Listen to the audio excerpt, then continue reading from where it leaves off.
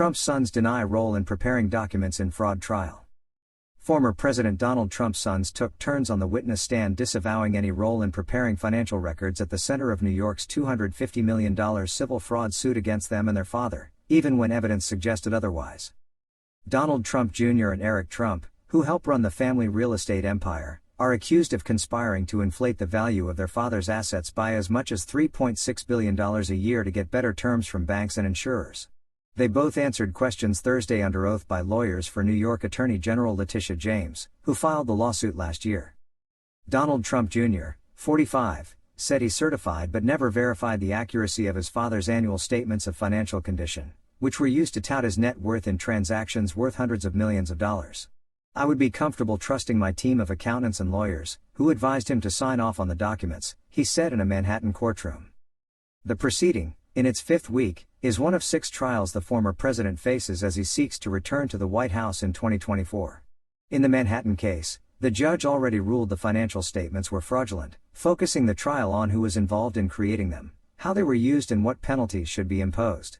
Trump, who's set to testify Monday, denies wrongdoing. Read more. Trump directed bogus asset inflation, ex-fixer Cohen says. The former president, who did not attend the trial to watch his sons testify, weighed in on social media. "So sad to see my sons being persecuted in a political witch hunt by this out-of-control, publicity-seeking, New York State judge, on a case that should have never been brought." Donald Trump Jr. ended his testimony Thursday without being cross-examined by defense lawyers. Eric Trump will return to the stand Friday for additional questioning by the state. Ivanka Trump is expected to be the final state witness as soon as November 8, 2 days after her father. Trump and his sons are all expected to testify again later in the trial during the defense portion of the case, when their lawyers can pose questions that may portray them in a better light and rebut the state's allegations. The trial is scheduled to end December 22.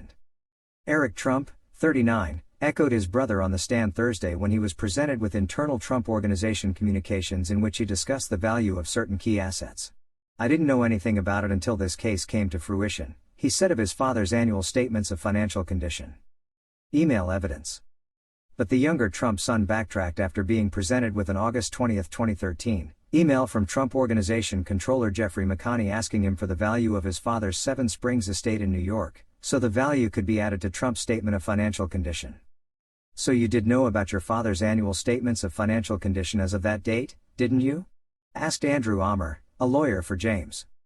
"It appears that way, yes," Eric Trump responded. "And he told you he needed the value of Seven Springs for that annual statement of financial condition," Ammer said. "That's what it says, yes," Eric Trump said. He raised his voice and spoke forcefully when pressed about the financial statements by the state lawyer. "We are a major organization, a massive real estate organization," Eric Trump said.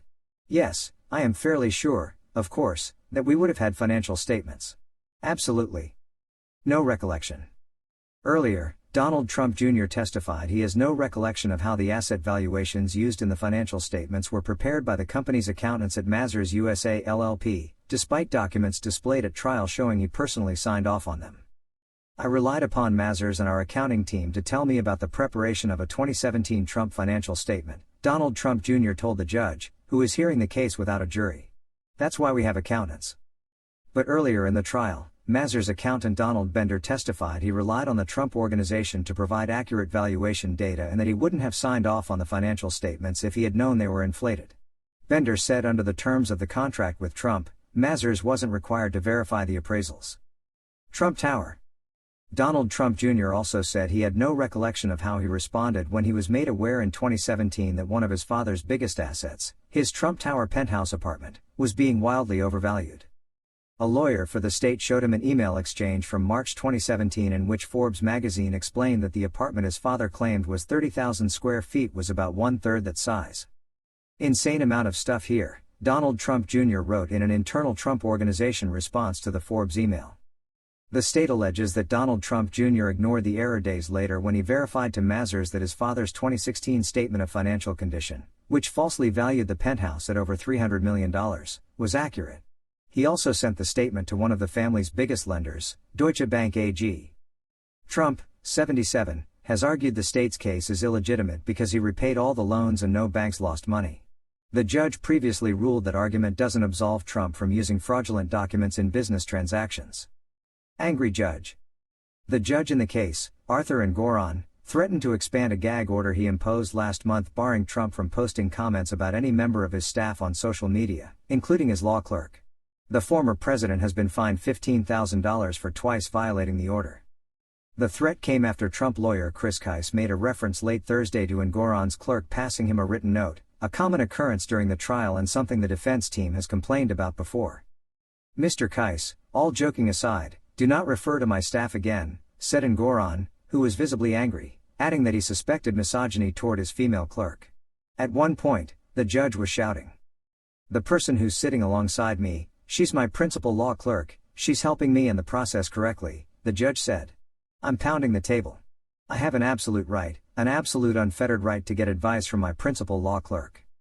Kise insisted he was merely advocating for his client and pointing out what he perceived as bias from the judge's clerk. To get more videos, like and subscribe my channel.